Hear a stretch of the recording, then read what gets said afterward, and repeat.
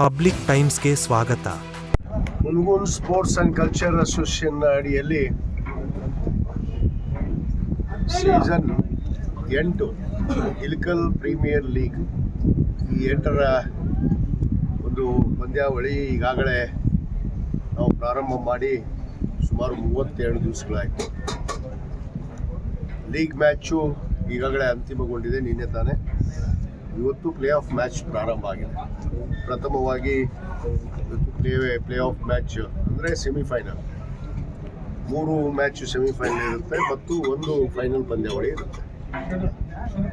ಅದರ ಮಧ್ಯೆ ದಿನಾಂಕ 11ನೇ ತಾರೀಕಿನಂದು ನಮ್ಮ ಕರ್ನಾಟಕ ಕ್ರಿಕೆಟ್ ಅಸೋಸಿಯೇಷನ್ ಅಲ್ಲಿ ಆಡಿದಂಥ ಅಂಡರ್ 19 ಮಹಿಳಾ ತಂಡ, ವಿಶೇಷವಾಗಿ ಮೈಸೂರು ಮತ್ತು ಬೆಂಗಳೂರು, 2 ಮೈಸೂರು ಮಿತ್ರ ಮತ್ತು ಬೆಂಗಳೂರು ತಂಡ, 2 ತಂಡಗಳು ಇಲ್ಲಿ ಪ್ರದರ್ಶನ ಒಂದು ಮ್ಯಾಚನ್ನಾಗಿ ಪ್ರದರ್ಶನವನ್ನು ಮಾಡಲಿದ್ದಾರೆ.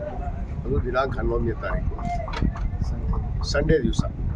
ಅದೇ ದಿನಾಂಕ 11 ನಾವು ಸನ್ಮಾನ್ಯ ನಮ್ಮ ಮಾಜಿ ಮುಖ್ಯಮಂತ್ರಿಗಳಂತ SR ಕಂಠಿ ಅವರ ರೂಪದಲ್ಲಿ ಏನೋ ಒಂದು ಫೈನಲ್ ಪಂದ್ಯಾವಳಿಯ ಬಹುಮಾನ ವಿತರಣೆ ಕಾರ್ಯಕ್ರಮವನ್ನು ನಾವು ಅಲ್ಲಿ ನಡೆಸಬೇಕು ಅಂತ ನಿರ್ಧಾರವನ್ನು ಮಾಡಿದ್ದೇವೆ. ಅದರ ಜೊತೆಗೆ ಅನೇಕ ಮನೋರಂಜನೆ ಕಾರ್ಯಕ್ರಮಗಳು, ಕೆಲವಷ್ಟು ಕಲಾವಿದರು ಬಂದು ಪ್ರದರ್ಶನವನ್ನು ಮಾಡುವಂಥ ಕಾರ್ಯ ಕೂಡ ನಡೆಯುತ್ತೆ ಅನ್ನೊಂದು ಮಾತನ್ನು ನಾನು ಈ ಸಂದರ್ಭದಲ್ಲಿ ತಮ್ಮ ಮುಖಾಂತರ, ನಮ್ಮ ಇಳಕಲ್ ದೃಶ್ಯ ಹಾಗೂ ಮುದ್ರ ಮಾಧ್ಯಮದ ಮುಖಾಂತರ ನಾನು ಎಲ್ಲ ಸಮಸ್ತ ಹುನಗುಂದ ಮತಕ್ಷೇತ್ರದ ಜನತೆಗೆ, ಕ್ರೀಡಾಪಟುಗಳಿಗೆ, ಕ್ರೀಡಾಭಿಮಾನಿಗಳಿಗೆ, ಕ್ರೀಡಾ ಪ್ರೋತ್ಸಾಹಕರಿಗೆ ಈ ಒಂದು ಸಂದೇಶವನ್ನು ನಾನು ಕೊಡೋದಕ್ಕೆ ಬಯಸ್ತೇನೆ. ತಾವೆಲ್ಲರೂ ಬಂದು ಈಗಾಗಲೇ ಕಳೆದ 32 ದಿವಸಗಳಿಂದ ಅನೇಕ ಕ್ರೀಡಾ ಪ್ರೋತ್ಸಾಹಕರು, ಅಭಿಮಾನಿಗಳು ಬಂದು ಪ್ರೋತ್ಸಾಹವನ್ನು ನೀಡಿದ್ದೀರಿ.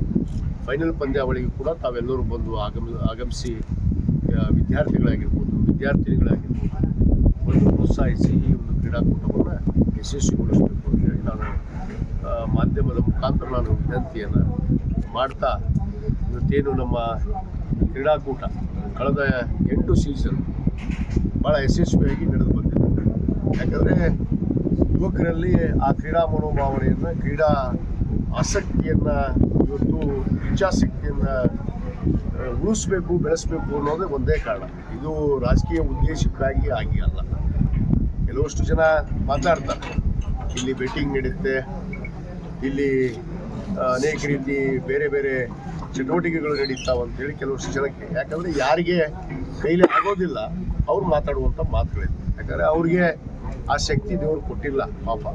ಯಾಕಂದರೆ ಅವ್ರಿಗೆ ಆ ಇಚ್ಛಾಶಕ್ತಿನೂ ಇಲ್ಲ, ಆಸಕ್ತಿನೂ ಇಲ್ಲ. ಸುಮ್ಮನೆ ಅಲ್ಲಿ ಬೆಟ್ಟಿಂಗ್ ನಡೆಯುತ್ತೆ, ಇತರ ಚಟುವಟಿಕೆಗಳು ನಡೀತಾವೆ ಅನ್ನೋದು ಒಂದು ಕ್ರೀಡಾ ಕುಲಕ್ಕೆ ಅವಮಾನವನ್ನು ಮಾಡಿದಂತೆ. ಮತ್ತು ಕಲಾವಿದರು ಬಂದು ಈ ಒಂದು ಕಾರ್ಯಕ್ರಮವನ್ನು ಉದ್ಘಾಟನೆಯನ್ನು ಮಾಡಿದರು. ನಮ್ಮ ರಾಜ್ಯ ಕಂಡ ಒಬ್ಬ ಅತ್ಯುತ್ತಮ ನಟ ನಮ್ಮ ಡಾಲಿ ಧನಂಜಯ್ ಆಗಿರ್ಬೋದು, ಒಳ್ಳೆಯ ನಟರು, ಮತ್ತು ಸಪ್ತಮಿ ಗೌಡ ಒಂದು ಒಳ್ಳೆಯ ಕಲಾವಿದೆ, ಇಡೀ ರಾಜ್ಯ ಕಂಡ ಒಂದು ಶ್ರೇಷ್ಠ ಕಲಾವಿದೆ ಅನಿಸ್ಕೊಂಡಂಥ ಒಂದು ಚಲನಚಿತ್ರ ಕೂಡ ಬಂತು, ಕಾಂತಾರ.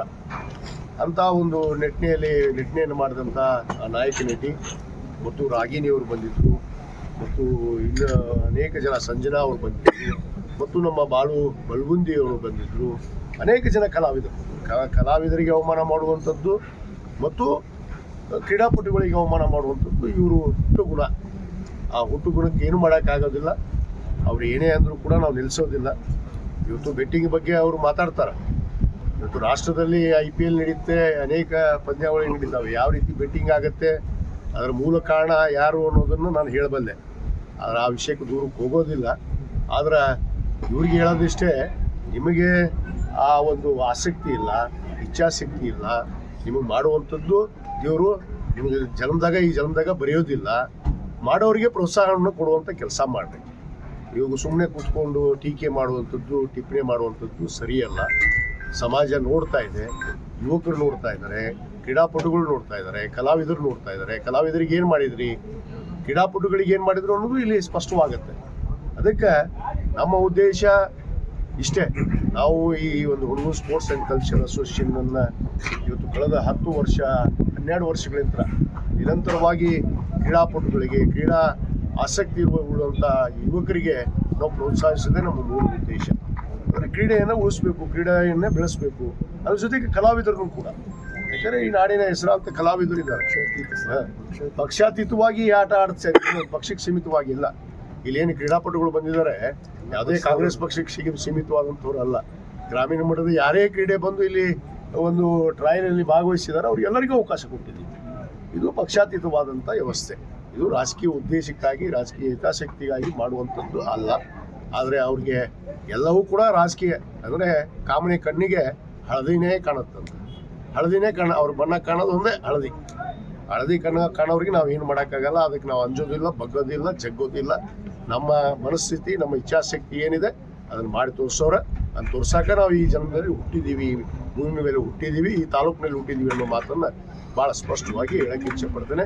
ಅದಕ್ಕೆ ನಾನು ಸಮಸ್ತ ಹುನಗುಂದ ಮತಕ್ಷೇತ್ರದ ನಮ್ಮ ಹುನಗುಂದ ಹಾಗೂ ಇಳಕಲ್ ಉಭಯ ತಾಲೂಕಿನ ಸಮಸ್ತ ಯುವಕರಿಗೆ ಮತ್ತು ಯುವತಿಯರಿಗೆ, ಕ್ರೀಡಾ ಅಭಿಮಾನಿಗಳಿಗೆ, ಕ್ರೀಡಾ ಪ್ರೋತ್ಸಾಹಕರಿಗೆ ತಾವೆಲ್ಲರೂ ಬಂದು ಇಂಥ ಕ್ರೀಡಾಕೂಟಿಗೆ ತಾವು ಬೆಂಬಲವನ್ನು ನೀಡಿ ಈ ಒಂದು ಕ್ರೀಡಾಕೂಟವನ್ನು ಯಶಸ್ವಿಗೊಳಿಸಿದ್ರಿ. ನಾನು ಮಾಧ್ಯಮದ ಮುಖಾಂತರ ತಮಗೆ ಮತ್ತೊಮ್ಮೆ ಧನ್ಯವಾದಗಳು ಹೇಳ್ತೀನಿ. ಈ ಫೈನಲ್ ಪ್ಲೇ ಆಫ್ ಮ್ಯಾಚ್ ಮತ್ತು ಫೈನಲ್ ಪಂದ್ಯಾವಳಿ ಮತ್ತು ಪ್ರದರ್ಶನ, ಮಹಿಳೆಯರ ಒಂದು ವಿಶೇಷ ಪ್ರದರ್ಶನಕ್ಕೆ ಹೆಚ್ಚಿನ ಆಸಕ್ತಿಯನ್ನು ವಹಿಸಿ ತಾವೆಲ್ಲರೂ ಬಂದು ಭಾಗವಹಿಸಬೇಕು. ಮತ್ತು ಈಗಾಗಲೇ ಎಲ್ಲ ಶಾಲೆ ಕಾಲೇಜುಗಳಿಗೆ ನಾವು ಪತ್ರವನ್ನು ಕಳಿಸಿದ್ವಿ. ಅಲ್ಲಿ ವಿದ್ಯಾರ್ಥಿಗಳು ಕೂಡ ಬಂದು ಭಾಗವಹಿಸ್ತಾರೆ. ಅವರಿಗೆಲ್ಲ ವ್ಯವಸ್ಥೆಯನ್ನು ಮಾಡಿದ್ವಿ. ನಾವು ಕಳೆದ 32 ದಿವಸಗಳಿಂದ ಪ್ರತಿ ಮಧ್ಯಾಹ್ನದ ಊಟವನ್ನು ಕೂಡ ಪ್ರೇಕ್ಷಕರಿಗೆ, ಕ್ರೀಡಾಭಿಮಾನಿಗಳಿಗೆ, ಕ್ರೀಡಾ ಪ್ರೋತ್ಸಾಹಕರಿಗೂ ಕೂಡ ಇಲ್ಲಿ ದಿವಸ ಊಟದ ವ್ಯವಸ್ಥೆಯನ್ನು ಕೂಡ ಮಾಡಿದ್ದೀವಿ. ಮತ್ತು ನಾಳೆ ಪ್ರದರ್ಶನ ನಡೆಯುವಂಥ ಒಂದು ಮಹಿಳೆಯರ ಪ್ರದರ್ಶನ ಒಂದು ಪಂದ್ಯಾವಳಿಯಲ್ಲಿ ಕೂಡ ಬಂದಂಥ ವಿದ್ಯಾರ್ಥಿಗಳಿಗೆ ವಿಶೇಷವಾದ ಊಟದ ವ್ಯವಸ್ಥೆ, ಅವರಿಗೆ ಏನು ನೀರಿನ ವ್ಯವಸ್ಥೆ, ಅವರಿಗೆ ಬೆಡ್ಡಾದ ವ್ಯವಸ್ಥೆ, ಅವರಿಗೆ ಆಸನದ ವ್ಯವಸ್ಥೆ ಎಲ್ಲವನ್ನು ಕೂಡ ವ್ಯವಸ್ಥೆಯನ್ನು ಮಾಡ್ತಾಯಿದ್ವಿ. ಅದಕ್ಕೆ ಆದ ಕಾರಣ ನಾವೆಲ್ಲರೂ ಬಂದು ಈ ಕ್ರೀಡಾಕೂಟವನ್ನು ಯಶಸ್ವಿಗೊಳಿಸಬೇಕು, ನಾವು ಕೂಡ ಇದರಲ್ಲಿ ಪಾಲ್ಗೊಳ್ಳಬೇಕು ಅಂತ ಹೇಳಿ ನಾನು Hungund sports and cultural association ವತಿಯಿಂದ ನಮ್ಮಲ್ಲಿ ವಿನಂತಿಯನ್ನು ಮಾಡ್ತೇನೆ. ಸರ್, ಫೈನಲ್ ಪ್ರೆಸೆಂಟೇಷನ್ ಸೆರೆಮನಿಗೆ ಯಾರಾದರೂ ಕಲಾವಿದರು, ರಾಜ್ಯದ ರಾಜಕಾರಣಿಗಳು ಇರ್ಬೋದು, ಕ್ರೀಡಾಪಟುಗಳು ಯಾರಾದರೂ ವಿಶೇಷ ಆಹ್ವಾನಿತರಿದ್ದಾರೆ? ಪ್ರಯತ್ನ ಮಾಡ್ತಾ ಇದ್ದೀವಿ. ಕೆಲವಷ್ಟು ಜನ ಕ್ರೀಡಾಪಟುಗಳು ಬರೋದು ನಿರೀಕ್ಷೆಯಲ್ಲಿದ್ದೀವಿ. ಯಾಕಂದರೆ ಅನೇಕ ಪಂದ್ಯಾವಳಿ ನಡೆಯೋದ್ರಿಂದ ನಾವು ಪ್ರಾರಂಭದಲ್ಲಿ ಕೂಡ ನಾವು ಕೆಲವಷ್ಟು ಕ್ರೀಡಾಪಟುಗಳಿಗೆ KPL, IPL ಆಡಿದಂಥ ಏನು ನಮ್ಮ ತಂಡದ ನಾಯಕರಿಗೆ ಕರಿಬೇಕು ಅಂತ ಒಂದು ವಿಚಾರವನ್ನು ಮಾಡಿದ್ವಿ. ಇನ್ನೂ ಕೂಡ ಪ್ರಯತ್ನ ಮಾಡ್ತಾ ಇದ್ದೀವಿ. ಯಾರು ಬರ್ತಾರೆ ಅವ್ರು ಕರ್ಕೊಂಡು ಮಾಡ್ತೀವಿ, ಬರಲಿಲ್ಲ ಅಂದರೂ ಕೂಡ ಯಥಾಸ್ಥಿತಿ ಕಾರ್ಯಕ್ರಮ ನಡೀತೀವಿ. ಇನ್ನಷ್ಟು ಸುದ್ದಿಗಳನ್ನು ನೋಡಲು ಪಬ್ಲಿಕ್ ಟೈಮ್ಸ್ ಸಬ್ಸ್ಕ್ರೈಬ್ ಮಾಡಿ, ಬೆಲ್ ಬಟನ್ ಒತ್ತಿ.